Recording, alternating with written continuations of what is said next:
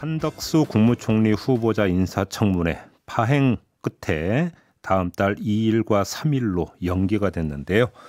지금부터 총리 인사청문특위 여야 간사 차례로 연결해서 이에 대한 입장 좀 자세히 알아보도록 하겠습니다. 먼저 여당 간사를 맡고 있는 더불어민주당 강병원 의원 연결합니다. 나와 계시죠? 네, 안녕하세요. 강병원 의원입니다. 네, 일단 좀 궁금한 게요. 지금 청문회 법정 시한은 넘긴 거잖아요. 네네, 그렇습니다. 이렇게 연기해서 해도 괜찮은 겁니까? 어떻게 되는 겁니까? 물론 그 기한을 지켜서 하는 것이 맞겠죠. 예. 그런데 우리 국회라는 거는 그 또 책무가 있습니다. 만약에 후보자가 이렇게 불성실하게 자료를 제출하지 않고 버티고 뭉개고 있는 상황에서 그 시간 내에 한다고 해서 우리가 청문회를 허탕으로 한다라면은 국회가 해야 할 일을 다 하는 것일까요?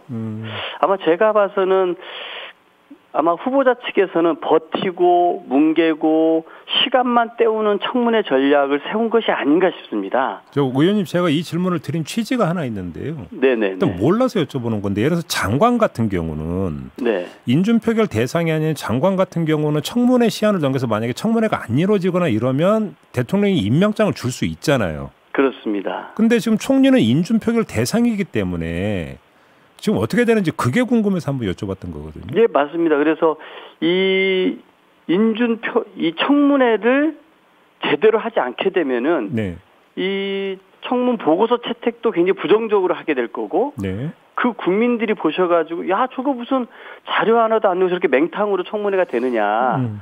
저렇게 뭔가 하자마는 총리 후보자를 어떻게 새 정부의 총리로 할 수 있겠느냐라는 여론이 커진다라면은 총리 인준표결에도 큰 영향을 미치지 않겠습니까?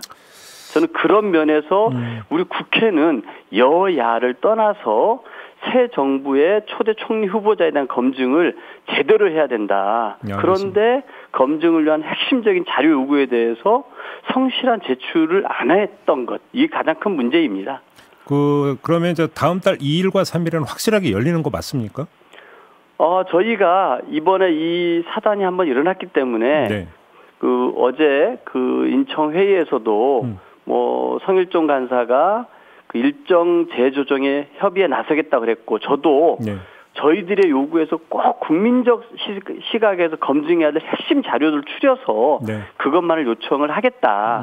그때 주호영 위원장 같은 경우도 이 공직 후보자가 나와서 배우자의 개인정보 제공을 미동해가지고 자료 제출하는 건 안 된다. 성실하게 해달라고 했고 후보자도 약속을 했습니다. 근데 지금까지는 주요 의혹 규명 자료에 개인정보 제공을 안 하고 사생활 침해가 우려된다고 해서 안 내고 영업비밀이라고 안 되는 게 태반이었습니다. 그리고 이렇게 답변 낸 것도 다 답변 제출했다고 카운팅을 하고, 이거는 아니죠. 알겠습니다. 아무튼 이제 핵심 쟁점은 자료 제출 문제였잖아요. 그래서 이제 지금 의원님이 말씀하신 대로 민주당 입장에서는 핵심 자료만 요청하겠다고 했는데, 자, 그러면 핵심 자료는 어떤 겁니까? 예를 들어서 김현장에서의 업무 내역 자료입니다. 저희가 요구했던 것은요, 한 후보자가 김현장에서 수행한 내역을 내라고 했습니다. 어떤 업무를 했는지. 그럼 이건 한 후보자가 본인이 적어서 내면 되는 것이지 김현장한테 달라고 할 게 아닙니다. 그럼 당연히 김현장은 업무 비밀이라고 안 줄 수 있습니다. 저희가 김현장한테 달라고 한 게 아닙니다. 후보자한테 4년 4개월 동안 20억을 받으면서 고문 활동을 하셨고 그 내역에 대해서 외국 기업 CEO들이 오면은 한국 경제 상황과 정책 방향을 설명하고 기업 네트워크 구축을 도와줬다고 이미 본인이 해명을 했어요. 본인이 직접 한 일을 내라고 했는데 그걸 김현장한테 밀어버린 겁니다. 의원님, 잠깐만 여기서 그럼 제가 하나 비교 사례 가지고 질문드리겠는데요. 이제 자료 제출을 두고 공방을 벌일 때 어떤 뉴스가 있었냐면 한덕수 총리 후보자가 심지어 김현장과의 고문 계약서까지 공개를 안 하고 제출을 안 하고 했다, 이런 이야기가 나왔는데 계약서 같은 경우는 김현장 쪽에 동의가 없으면 제출하기 힘든 거 아닌가요? 어떻게 봐야 되는 겁니까? 저는 그 부분은 있을 수 있다고 봅니다. 왜냐하면 그 계약서의 내용이 어떤 내용이 있는지는 모르지만 그래서 그 부분은 김현장 측에서 저희에게 열람을 해줬습니다. 아, 해줬습니까? 예, 해줬습니다. 이거는 후보자만 동의하면은 김현장 측에서도 이 의혹의 중심에 김현장이 쓸 이유가 없지 않겠습니까? 네네. 저는 후보자의 의지의 문제이지 후보자가 김현장을 핑계대면서 나는 못 내겠다고 하니까 문제가 생기는 겁니다. 아, 그래요? 그러면 네네네. 지금 김현장이 그 계약서 열람을 허용을 했다면 다른 자료 제공에도 지금 많이 협조를 하고 있는 상황입니까, 김현장? 아닙니다. 업무 내역에 대해서는 아까 후보자가 내놓은 것도 그렇고 김현장에서 잠깐 보여준 것도 그 뭐 홍콩 라운드 테이블에 참석한 거하고 베트남 의장이나 총리 왔을 때 간담회에 참석했다는 4건밖에 없다는 겁니다. 근데 4년 4개월 동안 20억을 받았는데 이 4건에만 활동했다라는 게 뭔가 이상하지 않습니까?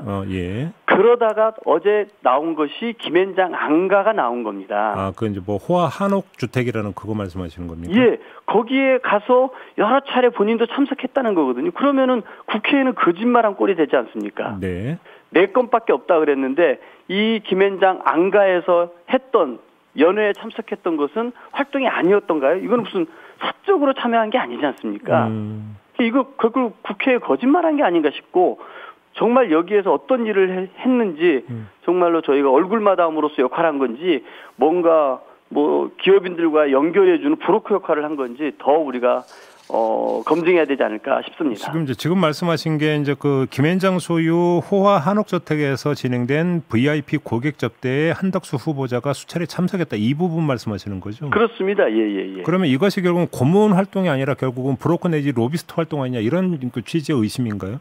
그런 가능성도 있다고 봅니다. 그래요? 자꾸 그래서 해명을 하고 있는데 저희로서는 이게 합리적인 수준에서 의심할 만한 좀 부실한 해명이기 때문에 더 청문회에서 좀 파보려고 하고요. 이 김현장 업무 내역이 그렇고 무역협회장 같은 경우도 퇴직금을 포함해서 23억을 받았거든요.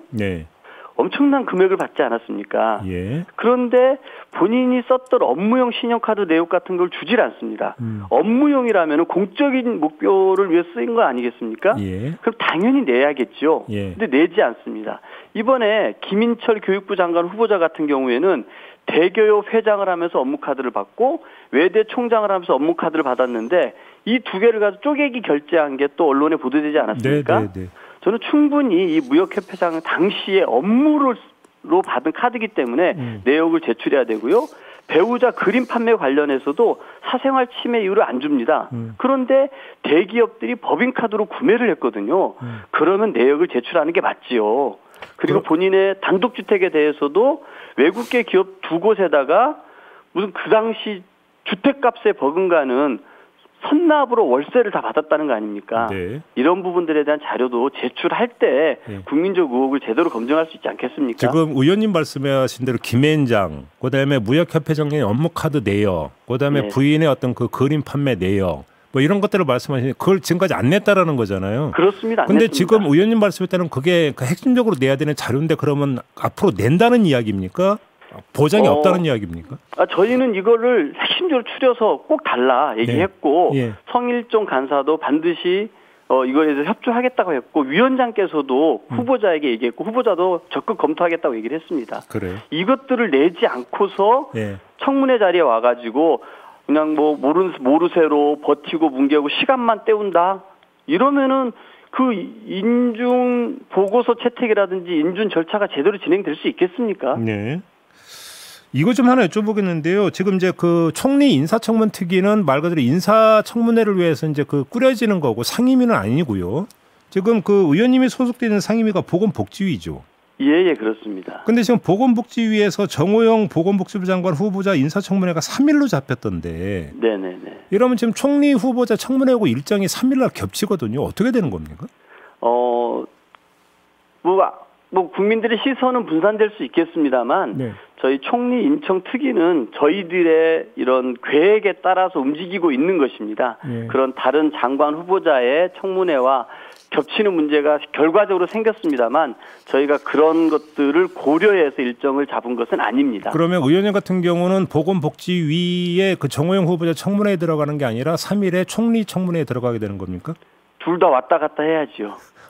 청문회를 둘 다 왔다 갔다 할 수 있어요? 잠깐 이제 제 질의 시간이 있으니까요. 제 질의 시간에만 들어가서 그쪽에서 질의를 하고 다시 와서 총리 인청특위 간사로서의 역할이 주 활동이 될 것입니다. 네. 지금 보도해 보니까 이런 대목이 있던데요. 국민의힘 내부는 한덕수 후보자 인사청문회가 내달 2, 3일로 다시 잡히자 반색하는 분위기였다는 이야기도 전해졌다. 뭐 이런 식으로 지금 보도가 있는데요. 결국 이렇게 되면 시선 분산이 되어버리면 국민의힘 입장에서 이제 그래서 반색했다 이런 보도가 나오는 것 같은데 어떻게 받아들이십니까? 만약에요 저희가 네. 이렇게 새롭게 일정을 조정해 달라고 하지 않았습니까? 네. 그래서 일정 조정하는 인청특위 회의가 오늘 11시에 잡히는데요. 예. 만약에 새롭게 일정을 조정하기 때문에 증인 채택을 하고 증인에 대한 소환 통보를 새로 해야 됩니다. 그러려면은 5일의 시간을 증인들에게 예, 그렇죠. 줘야 됩니다. 예. 그러면은 결과적으로는 5월 2, 3, 4 이때밖에 시간이 안 나옵니다. 그러니까 순리에 맞게 한 것이지 네. 저희가 만약에 시선 분산을 우려해서 만약에 오늘 내일로 잡았다 그러면은 증인들에게는 강제 안 나오시는 분들을 강제할 방법은 없어지게 됩니다. 이게 오히려 더 정략적일 수 있겠고요. 또 하나는 지금 이제 검찰 정상화법들에 대해서 저희 더불어민주당이 강한 의지를 가고 합의 파기한 것에 대해서 규탄하면서 이번에 중재안을 법제화해서 법사위를 통과시키지 않았습니까? 네. 이것이 오늘 내일 모레 며칠 동안 굉장히 또 국민들의 시선을 다 사로잡을 겁니다. 그러겠죠. 또 이때 겹치는 것도 고려해봐야 되는 거 아니겠습니까? 알겠습니다. 그러면 최종적으로 이렇게 질문 드리겠습니다. 조금 전에 몇 가지 의혹과 자료 제출권을 연결해서 말씀을 주셨는데요. 그게 그러니까 자료 제출이 또 미흡하거나 청문회에서 의혹이 말끔히 해소되지 않는다면 총리 인준표 그러니까 그 표결에서 반대표를 던질 이유가 된다 이렇게 판단하십니까? 저는 우리 국민들도 판단하시겠습니다만 이렇게 이 청문회가 예정됐던 것들이 연기가 되고 그리고 또다시 이렇게 강력하게 핵심 의혹들에 대한 핵심 자료만을 요출했음에도 불구하고 총리 후보 측에서 자료 제출이 또 미흡하고 당일 청문회가 되었을 때 모르쇠로 하고 정말 불성실한 자세로 임한다면 이거는 윤석열 정부 초기 총리로서의 자격이 전혀 없다라고 저는 국민 여론이 판단할 거라고 생각합니다. 알겠습니다. 자, 말씀 여기까지 드릴게요. 고맙습니다, 의원님. 예, 감사합니다.